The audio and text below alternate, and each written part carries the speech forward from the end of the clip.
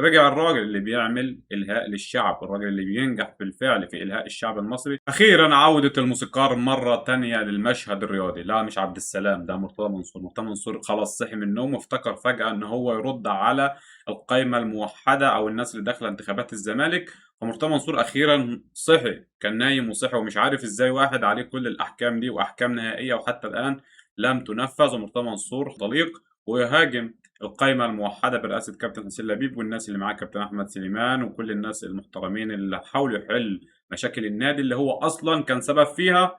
فالموسيقار رجع مرة تانية وكلنا عارفين ليه الموسيقار رجع مرة تانية، علشان يغطي على الأحداث. رجع الراجل اللي بيعمل إلهاء للشعب، الراجل اللي بينجح بالفعل في إلهاء الشعب المصري، رجع مرة تانية إلى المشهد بعد اختفائه والدنيا كانت حلوة وكل الناس كانت رايقة. يعني مش عارف هو رجع ليه صراحة، والله الدنيا كانت حلوة من غيره صراحة. ويعني استكتروا شوية استقرار صغير على الزمالك، يعني هم استكتروا إن في شوية استقرار صغير جدًا على الزمالك، فقال لك نرجعه مرة تانية للمشهد، لأن المشهد دلوقتي عشان يغطي على الأحداث اللي حاصلة في طبعًا مصر وفلسطين، ربنا ينصرهم إن شاء الله على الكيان المحتل. فكلنا عارفين ليه دلوقتي، كلنا عارفين إن قبل كده إن مرتضى منصور كان قاعد في نادي الزمالك ليه، عشان هو بينجح جدًا في إلهاء الشعب المصري. فعشان كده مرتضى منصور بعد ما اختفى من المشهد، فالناس في مصر نسيت مرتضى منصور فافتكرت المشاكل اللي موجودة.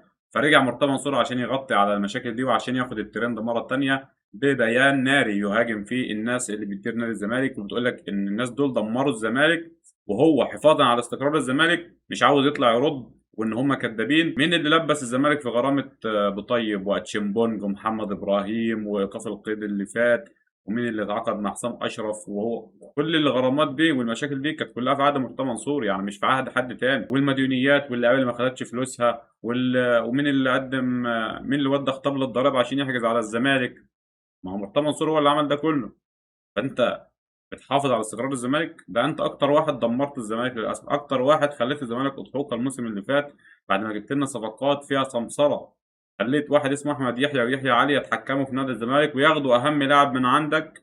يعني إمام عاشور لمّا انتقل من الزمالك للأهلي في وجودك عن طريق كوبري للدنمارك، أنا لو منّك أعتذر والله العظيم ما أطلع أتكلّم، أقسم بالله ما أطلع أتكلّم تاني نهائي. إنّما اللي بيحصل دوّة طبعًا كلّنا عارفين ليه في الوقت الحالي وليه دلوقتي ظهر مرتضى منصور رغم إن هو عليه كمية أحكام نهائية غير طبيعية، ماشي، ولكن مرتضى منصور يعود إلى المشهد ببيان ناري بيقول لك انتظروا مرتضى منصور بعد طول صمت حفاظًا على استقرار النادي. مرتضى منصور أكتر واحد دمّر الزمالك، خايف على استقرار الزمالك ويرد بالمستندات وبالأكاذيب. وطلع بقى طبعًا كانت الدنيا رايقة وما كانش في مشاكل، فقال لك نطلع نعمل بقى مشاكل ونطلع نصدّر أي مشكلة للناس اللي موجودة. الناس طبعًا كل الدعم للقيمة الموحدة. اللي عاوز الزمالك يرجع لورا، اللي عاوز الزمالك يرجع لورا ينشر أكاذيب مرتضى منصور وأخباره. الراجل ده لازم يُهمّش، الراجل ده لازم يتمحي من تاريخ الزمالك، لازم جمهور الزمالك ينساه عشان لو أنت عاوز الزمالك، لو أنت بتحب الزمالك فعلًا وعاوز الزمالك يطلع لقدّام، فالمستقبل مع القايمة الموحدة. كل الدعم للقايمة الموحدة برئاسة الكابتن حسين لبيب وبعد كده الباشمهندس هشام نصر وبعد كده طبعًا كابتن أحمد سليمان وكل الناس المحترمين اللي في القايمة من أكبر واحد لأصغر واحد، هم دول اللي هيقعدوا الزمالك للطريق الصحيح. لو أنت بقى عاوز الزمالك يرجع ورا وعاوز تفضل تصيح وتعيط، ماشي، خلّيك مع مرتضى منصور وشجّع مرتضى منصور، والناس اللي بتحب مرتضى منصور عندها أمل إن هو هيرجع تاني. ولو إن الراجل دوّة اشتكى الزمالك وحل المجلس وعمل أي مشكلة وانتقد وعمل كل المشاكل دي، ما ترجعش بقى تعيط بعد كده وتقول أصل الدولة بتظلم الزمالك. أنت في إيدك دلوقتي إن أنت تغيّر مستقبل ناديك، فعشان كده كل الدعم والمستقبل مع القايمة الموحدة إن شاء الله. هو بقى مرتضى منصور طالع بيهاجم الناس اللي حلّت بعض المشاكل اللي هو أصلًا كان سبب فيها. يعني مرتضى منصور كان سبب في مشاكل الزمالك اللي هو سابها قبل ما يمشي، وقدّم استقالته واتحبس واتعزل اتعمل كل حاجة وعنده كل المشاكل وساب الزمالك أرض محروقة.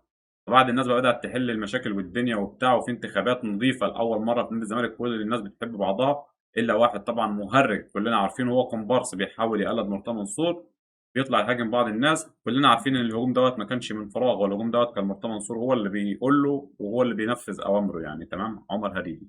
فمرتضى منصور عاد مرّة تانية إلى المشهد الرياضي علشان يغلوش وعشان يلهي الشعب المصري وعشان يغلوش على المشاكل دلوقتي اللي حاصلة، الظروف اللي حاصلة في مصر وفلسطين ومشكلة المعبر وغيره، وغيره.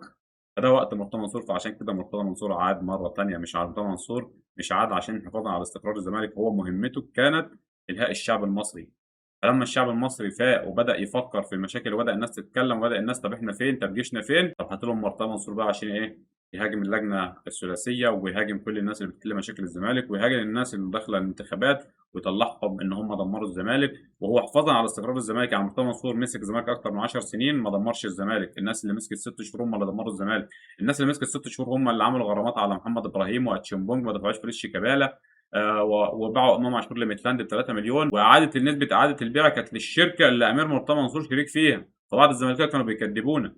وبعض الزملكاويه كانوا بيطلعوا يكدبونا لمّا كنا بنتكلم إن إزاي إن الشركة اللي بتودّد إمام عاشور الدنمارك تاخد نسبة إعادة البيع. أنا أعرف النادي هو اللي بياخد نسبة إعادة البيع، أول مرّة أشوف شركة بتاخد نسبة إعادة البيع، إنما كل المشاكل اللي الزمالك سابها واللعيبة اللي ما خدتش فلوسها حتى الآن لسه بندفع تَمَن ده، يعني إحنا حتى الآن لسه بندفع تَمَن ده والفريق ده واقف على رجله بفضل جمهوره مش بفضل حد تاني. طبعًا كل ده اتنسى وفجأة ظهر مرتضى منصور مرّة تانية، نتمنى إن هو يفضل مختفي من المشهد. الدنيا كانت حلوة ورايقة وما كانش عندنا مشاكل، كان فريقنا بيكسب بنحتفل وبنفوز والجو رايق والاستقرار والمناخ كويس جدًا، حتى اللعيبة بقت مركّزة في الملعب، اللعيبة اللي ما كانتش بتعرف تلعب بدأت ترجع تاني، فنتمنى إن شاء الله من كل جمهور الزمالك اللي عاوز الزمالك يروح لقدّام خطوة و2، اللي مش عاوز الزمالك يرجع ورا، إن هو يدعم القيمة الموحدة ويدعم الناس اللي شغّالة فعلًا عشان خاطر نادي الزمالك. مرتضى منصور كارته واتحرق، مرتضى منصور انتهى، مهمته انتهت في نادي الزمالك، ما تخلّوش يرجع مرّة تانية إن هو يحاول يدمّر في ناديه.